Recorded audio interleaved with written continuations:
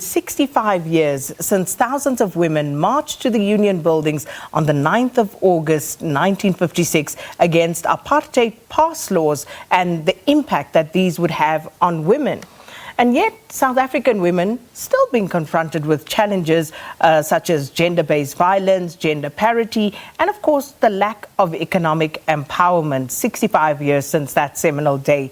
And as we commemorate Women's Day today, we do have a lot to celebrate. And this is what we're asking you now, question of the day as well. What do you believe some of those notable achievements are?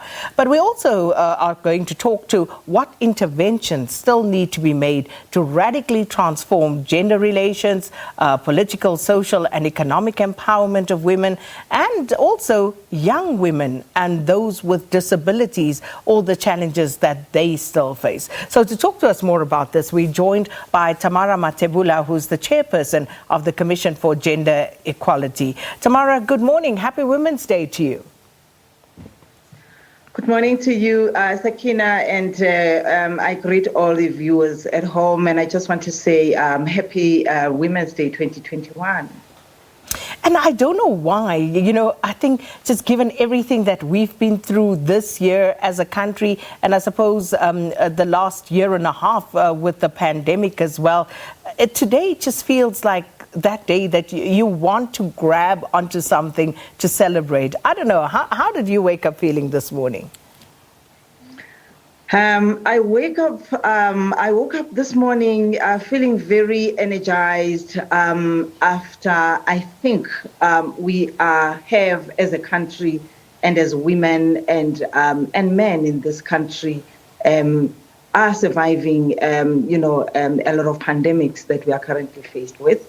One of them is the COVID-19, but the second, a pandemic or epidemic that we're currently dealing with is gender-based violence and femicide in South Africa. You would remember that for the entire, year, or if I can say a year and 6 months now, a lot of women have actually been, subjected to quite a number of things that have been happening, not only looking at the fact that there was increase in the numbers of gender-based violence or rates of rapes, sexual harassments, killings of women in the past few months during COVID-19. But I think the pandemic itself has actually brought quite a lot of issues and has exposed and has exacerbated widened the gap that is still there in as so far as gender inequality, poverty is concerned. And these are intersectionality issues that we are currently dealing with. But I'm glad to say that I woke up feeling that, the little bit that we have done, both as the country, as the institutions, and as individuals towards making sure that we achieve gender equality in this country is concerned. I think we have done a little bit more in all of those, but also exposing a lot of these social ills that we're currently having. And I must really commend the work of the media houses to say that we wouldn't have known that such, horrific and horrendous killings of women are happening if it was not for the media houses as well. So just in terms of what needs to be done in order to eradicate scourge such as gender-based violence, where do you think we should start, Tamara? Because, for example, given what you've just spoken to, femicide, gender-based violence, some might say today is all about celebrating the achievements that we've made, how far we've come as women in this country, and not a man-bashing day, as it were. So let's talk to that. And, how can we separate the issues without talking about the role of patriarchy per se? Yes, thank you very much for that question, Sakina. I really think that whilst we are celebrating this important day of Women's Month, we are also, this is time to sit back and relax and reflect on a number of things that have happened and highlight the achievements, but also looking at challenges during this particular month, which is National Women's Month. Amongst the things that we still need to do, first and foremost, I think there's still a lot of reflection and research that needs to happen that will look at gender transformation that still needs to be realized in the country, including issues of women economic empowerment in order to advance gender equality in South Africa. So we have a number of laws, we have a number of legislative frameworks that we still need to make sure that all of us, we understand them, but also we implement them, because I know that South Africa is one country that boasts supreme laws such as the Constitution of the Republic of South Africa. We boast quite a number of laws like the Employment Equity Acts. We boast quite a number of policies and blueprints documents such as the National Development Plans. And all these documents, when it comes to implementation and monitoring the implementation thereof, I think we're still lagging behind. So for us to achieve gender equality, for us to eradicate gender-based violence and femicide in South Africa, I think we need to recognize that, these documents are fundamental documents that are taking us towards achieving gender equality and women economic empowerment in South Africa. So we are having these policies that needs to improve. And you will know that, Sakina, not so long ago last year, there were 3 policies or there were 3 bills that we looked at in terms of reviewing them. One of the bills is called the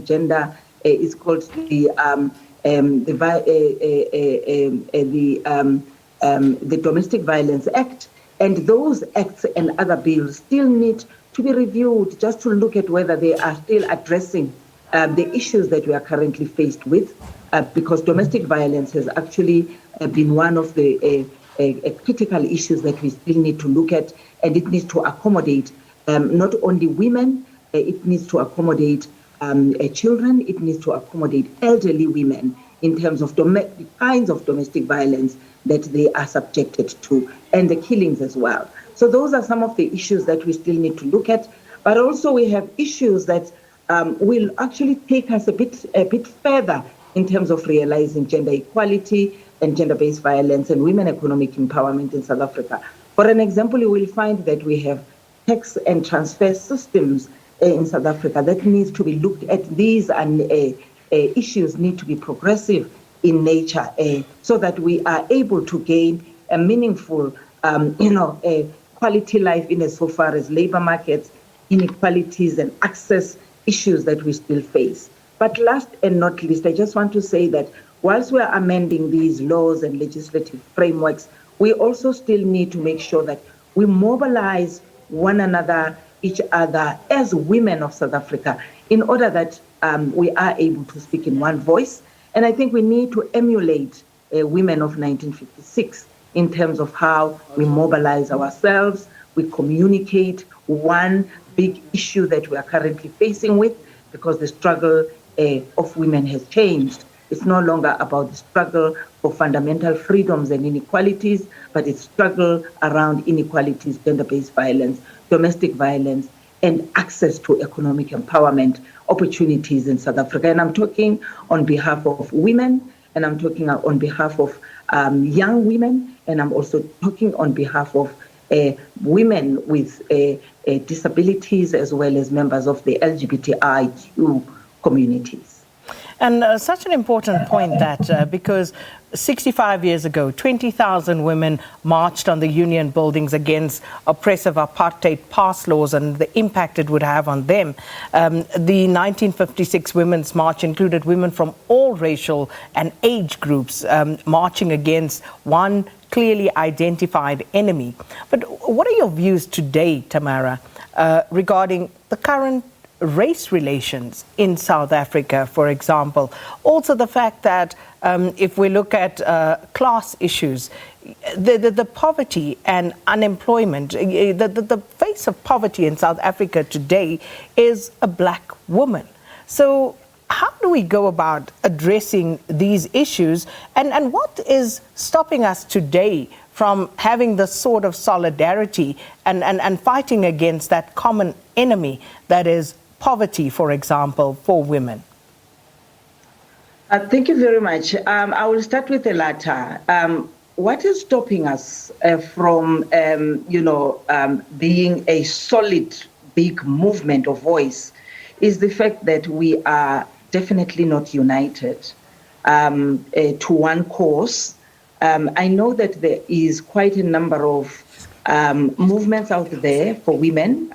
Some are at a national level and some at provincial, and some are very small based community initiatives that are done by women. But I think we are so disintegrated, we are not united, we are not speaking in one voice. And I know that perhaps we've been influenced differently by issues on the ground. But I think we need to come together and make sure that we speak in one voice. We are able to identify issues together. For an example, if I can make a reflection of what happened in 2018 when we were hosting the presidential summit, we came together as government, as civil society institutions, and as Chapter 9 institutions. In that 2-day summit, we spoke in one voice, and we came out with a clear declaration that was saying this needs to happen. We need to, first of all, address issues of gender-based violence and femicide. And from that declaration, we were then able to say we would develop a national strategic plan with 6 pillars that are beginning to speak to all the issues that young women face in our days. And I think from there, we then were able to say we need to have coordinating structures at national level, at provincial level, as well as local levels, in as far as implementing and monitoring most of those summits that actually were adopted at the summit. So those are some of the things that we need to constantly do, and not actually come together just because there is a big issue, women have died, and all of that. But we need to constantly, adopt a strategy of making sure that we constantly get into these summits, we remind each other of what is currently happening around us, and we have dialogues around that. And moving away from the summits, we need to go back to communities, because not only women who attend those summits are able to be empowered, but we need to come out of those summits, go to communities and empower a lot of women, a lot of rural women that are unable to access such information and be able to reorganize their lives, to be able to make sure that they can look at issues of economic empowerment, social empowerment, and the things that they can do in their respective communities. So those are some of the things that we are currently looking at and looking at making sure that these things happen. That is why this Women's Month, for an example, you will find that institutions such as the Gender Commission are currently busy organizing the webinars. And I know that the first webinar for this Women's Month was on the 3rd of August, where we were discussing issues of economic empowerment and what are the issues that are still holding us, what are the bottle feed, what are the issues that we still think that are holding us back in terms of making sure that we are able to access finance and institutions are able to give financial support and technical support to women who are owning and those that want to start their own small businesses. But also we are having another summit that is, no, I was just going to say, Tamara, and it needs to go beyond the rhetoric and the platitudes, because it means that we all as women need to stand up for all women to be able to access those economic opportunities, not only those who are upwardly mobile, those who are in certain political and economic classes, but it's critically important for all women to have access to these. But I also just very briefly want to ask you about the importance of women telling their own stories, especially against the backdrop of patriarchy. How important an issue is that?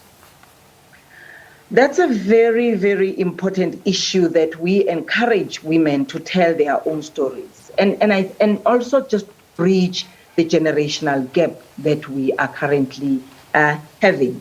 I know that when you, for an example, speak to young women about the 1956 march to the Union buildings, most of the young people still don't know the history of women. They don't know what the march was about.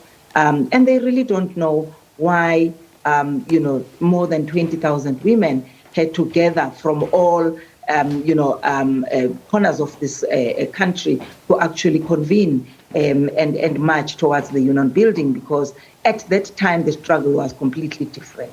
So we need to tell the stories as older women, continuously tell these stories through dialogues, but also through writing. I know that in South Africa, perhaps, this is not a very strong angle that we are currently looking at. But I'm quite proud to say that we need to learn from women such as Mama Helen Kuzwayo, who has written quite a number of books that are beginning to tell us the stories of women's struggle and where women come from. We need to make sure that we encourage women now to write their own lived experiences.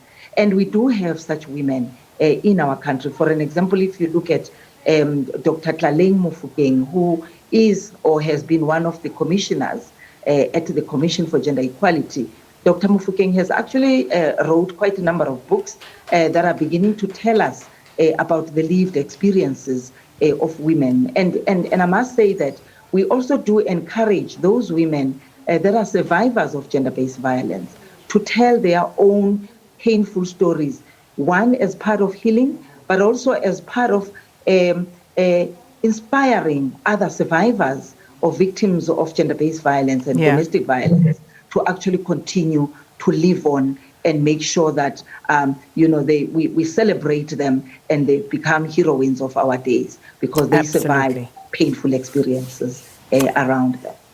Couldn't agree more. And that's unfortunately where we have to leave it. Tamara Mathebula, always a pleasure speaking to you, Chairperson of the Commission for Gender Equality, speaking to us there about Women's Day. And of course, we'll talk more about this as we continue telling our own stories. It's time now for news. Leanne standing by with that.